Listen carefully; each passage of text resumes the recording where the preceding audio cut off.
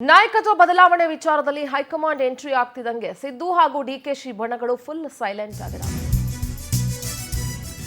ಯಾವಾಗ ಇದರಲ್ಲಿ high command entry ಆಯಿತೋ ಎರಡೂ ಬಣಗಳು ಸೈಲೆಂಟ್ ಆಗಿದ್ದಾರೆ. ಟಗರು ಬಂಡೆ ಒಗ್ಗಟ್ಟು ಬಳಿಕ ಇಬ್ಬರ ಬಣಗಳು ಫುಲ್ ತಂಡ ಒಡೆದು ಹೋಗಿದ್ದಾರೆ. ನಾಯಕತ್ವ ವಿಚಾರಕ್ಕೆ ಸಿಎಂ ಡಿಸಿಎಂ ನಡುವೆ ತಿಕ್ಕಾಟ ಇತ್ತು. CM DCM tweet war ಜೋರಾಗಿತ್ತು.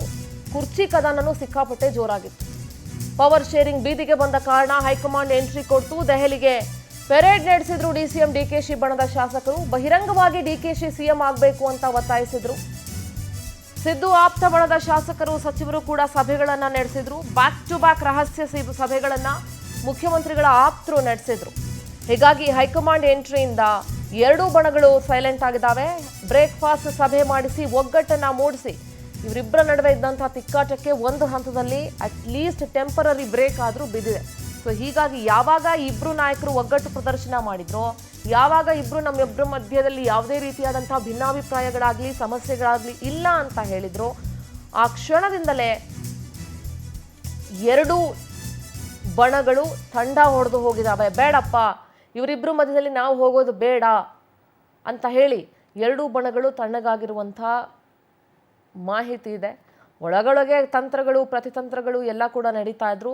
ಇನ್ನೇನು 8ನೇ ತಾರೀಕು ಬೆಳಗಾವಿ ಚಳಿಗಾಲದ ಅಧಿವೇಶನ ಸ್ಟಾರ್ಟ್ ಆಗುತ್ತೆ. ಅದಕ್ಕೆ ಸರ್ಕಾರ ತಯಾರಿ ಮಾಡ್ಕೊಳ್ಬೇಕಾಗತ್ತೆ. ವಿಪಕ್ಷಗಳ ಟೀಕೆಗಳಿಗೆ ಉತ್ತರಿಸಬೇಕಾಗತ್ತೆ, ವಿಪಕ್ಷಗಳ ಪ್ರಶ್ನೆಗಳಿಗೆ ಉತ್ತರಿಸಬೇಕಾಗತ್ತೆ. ಹಲವಾರು ಸಮಸ್ಯೆಗಳನ್ನು ಈ ಬಾರಿ ರಾಜ್ಯ ಸರ್ಕಾರ ಎದುರಿಸಬೇಕು ಚಳಿಗಾಲದ ಅಧಿವೇಶನದಲ್ಲಿ ಬೆಳಗಾವಿಯಲ್ಲಿ. ಸೊ ಹಾಗಾಗಿ ಅದರ ಬಗ್ಗೆ ಗಮನ ಹರಿಸ್ತಾ ಇದ್ದಾರೋ ಏನೋ ಅಂತ ಗೊತ್ತಿಲ್ಲ. ಆದರೆ ಯಾವಾಗ ಡಿ.ಕೆ. ಶಿವಕುಮಾರ್ ಹಾಗೂ ಸಿದ್ದರಾಮಯ್ಯ ನಡುವೆ ಒಗ್ಗಟ್ಟು ಪ್ರದರ್ಶನ ಆಯಿತೋ ಎರಡೂ ಬಣಗಳು ಸೈಲೆಂಟ್ ಆಗಿದ್ದಾವೆ.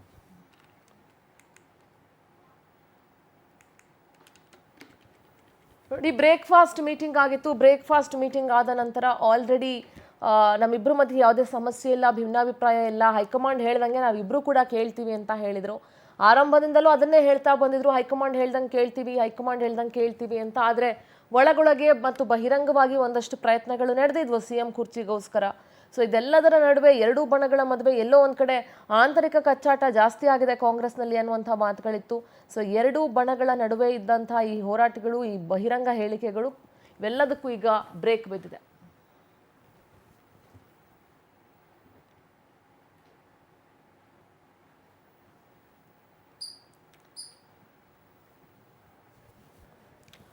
ನೋಡಿ, ಬ್ಯಾಕ್ ಟು ಬ್ಯಾಕ್ ರಹಸ್ಯ ಸಭೆಗಳನ್ನ ಮುಖ್ಯಮಂತ್ರಿಗಳ ಆಪ್ತರು ನಡೆಸಿದ್ರು. ಸತೀಶ್ ಜಾರಕಿಹೊಳಿ ಅವರ ನಿವಾಸದಲ್ಲಿ ಬ್ಯಾಕ್ ಟು ಬ್ಯಾಕ್ ಸಭೆಗಳು ನಡೆದಿತ್ತು. ಸತೀಶ್ ಜಾರಕಿಹೊಳಿ ಇರಬಹುದು ಅಥವಾ ಸಚಿವ ಮಹದೇವಪ್ಪ ಇರಬಹುದು, ಇವರೆಲ್ಲರ ನಡುವೆ ಬ್ಯಾಕ್ ಟು ಬ್ಯಾಕ್ ಸೀಕ್ರೆಟ್ ಮೀಟಿಂಗ್ಗಳಾಗಿತ್ತು. ಯಾವುದೇ ಕಾರಣಕ್ಕೂ ನಾವು ಮುಖ್ಯಮಂತ್ರಿಗಳನ್ನ ಬಿಟ್ಕೊಡೋದಿಲ್ಲ, ಸಿಎಂ ಸಿದ್ದರಾಮಯ್ಯ ಅವರೇ ಸಿಎಂ ಆಗಿ ನಿಂತ್ಕೊಳ್ಬೇಕು, ಈ ಎಲ್ಲ ವಿಚಾರಗಳಿದ್ವು. ನಮ್ಮ ಪ್ರತಿನಿಧಿ ರೂಪೇಶ್ ನೇರ ಸಂಪರ್ಕದಲ್ಲಿ ಜಾಯ್ನ್ ಆಗ್ತಿದ್ದಾರೆ. ರೂಪೇಶ್, ಸದ್ಯ ಹೈಕಮಾಂಡ್ ಎಂಟ್ರಿ ಆದ್ಮೇಲೆ ಎರಡೂ ಬಣಗಳು ಸೈಲೆಂಟ್ ಆಗ್ಬಿಟ್ಟಿದ್ದಾವೆ. ಯಾರು ಕೂಡ ಈಗ ಬಹಿರಂಗ ಹೇಳಿಕೆಗಳನ್ನ ಕೊಡ್ತಾ ಇಲ್ಲ. ದೆಹಲಿ ಪೆರೇಡ್ ಸ್ಟಾಪ್ ಆಗಿದೆ. ಏನ್ ಹೇಳ್ತೀರಿ ರೂಪೇಶ್? ನಿಜ ಸಿಂಧೂರ್, ಯಾಕಂತ ಹೇಳಿದ್ರೆ ಹಿಂದೆನೂ ಕೂಡ 2-3 ಬಾರಿ ಸಂಧಾನ ಆಗಿದ್ದನ್ನ ಗಮನಿಸಿಕೊಂಡಿದ್ದೇವೆ. ಯಾಕಂತ ಹೇಳಿದ್ರೆ ಸಿದ್ದರಾಮಯ್ಯ ಕುರ್ಚಿಗೆ ಯಾವತ್ತು ಸಂಕಷ್ಟ ಬಂತು ಅವತ್ತು ಸ್ವಾಮೀಜಿ ಇರಬಹುದು, ಆಪ್ತರೆಲ್ಲರೂ ಕೂಡ ಮಾತಾಡಿದ್ದಿದೆ. ಅದೇ ರೀತಿ ಡಿ.ಕೆ. ಶಿವಕುಮಾರ್ ಒಂದಿಷ್ಟು ಸೂಚ್ಯವಾಗಿ ಒಂದಿಷ್ಟು ಪ್ರಯತ್ನವನ್ನ ಮಾಡಬೇಕಾಗಿತ್ತು. ಆ ಪ್ರಯತ್ನ ಆದಾಗೆಲ್ಲ ಮಾತಾಡಿದ್ದಿದೆ. ಆದ್ರೆ ಈಗ ಒಂದು ರಾಜ್ಯ ಸಂಧಾನ ಸಿಎಂ ಸಿದ್ದರಾಮಯ್ಯನವರೇ ಮತ್ತೆ ಡಿ.ಕೆ. ಶಿವಕುಮಾರ್ ಕೂತು ಬ್ರೇಕ್ಫಾಸ್ಟ್ ಮಾಡೋದ್ರ ಮೂಲಕವಾಗಿ ಮಾಡ್ಕೊಂಡಿದ್ದಾರೆ. ಅದೇ ರೀತಿ ಹಿಂದೆನೂ ಕೂಡ ಈ ರೀತಿಯಾಗಿರ್ತಕ್ಕಂಥ ಸಂಧಾನ ಸಾಕಷ್ಟಾಗಿತ್ತು.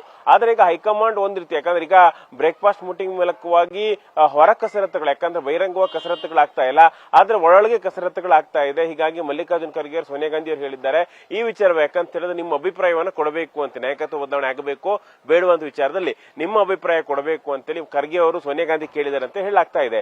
ಹೀಗಾಗಿ ಈ ಒಂದು ವಿಚಾರವಾಗಿ ಹೈಕಮಾಂಡ್ ಈಗ ತನ್ನ ದಾಳನ್ನು ಉಳಿಸಬೇಕಾಗುತ್ತೆ. ಸದ್ಯಕ್ಕೀಗ ಹೈಕಮಾಂಡ್ ಕೊಟ್ಟಂತ ಟಾಸ್ಕ್ ಏನಿತ್ತು ಅಂತ ಹೇಳಿದ್ರೆ ಸಿಎಂ ಡಿಸಿಎಂ ಇಬ್ರು ಸಭೆಯನ್ನ ಮಾಡಬೇಕು. ಯಾವುದೇ ರೀತಿಯಾಗಿರ್ತಕ್ಕಂಥ ಬಹಿರಂಗ ಚರ್ಚೆಗಳನ್ನ ಮಾಡಬಾರದು.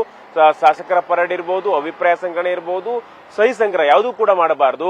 ಎಲ್ಲವನ್ನೂ ಕೂಡ ಹೈಕಮಾಂಡ್ಗೆ ಬಿಟ್ಟು ಬಿಡಬೇಕು. ಯಾರೇ ಕೂಡ ಯಾರ ಪರನೂ ಕೂಡ ಲಾಬಿಯನ್ನ ಮಾಡಬಾರದು. 5 ಪೂರ್ಣಾವಧಿ ಇರಲಿ, 5 ವರ್ಷಗಳಿರಲಿ ಅಥವಾ 2 ವರ್ಷ ಇರಲಿ, ಯಾವುದನ್ನು ಕೂಡ ಮಾತಾಡಬಾರದು ಹೈಕಮಾಂಡ್ ಹೇಳಿತ್ತು. ಇದೀಗ ಹೈಕಮಾಂಡ್ ದಾಳವನ್ನು ಉಳಿಸಬೇಕಾಗುತ್ತೆ. ಹೀಗಾಗಿ ಹೈಕಮಾಂಡ್ ಯಾವತ್ತು ಸಭೆ ಮಾಡಬಹುದು ಅಂತೇಳಿ ಒಂದು ಚರ್ಚೆಗಳಿದ್ದೇ ಇದೆ. ಯಾಕಂದ್ರೆ ಮೊನ್ನೆಯ ಸಂಸದೀಯ ಮಂಡಳಿ ಸಭೆಯಲ್ಲಿ ಕರ್ನಾಟಕದ ವಿಚಾರ ಯಾವುದೂ ಕೂಡ ಚರ್ಚೆ ಆಗಿಲ್ಲ.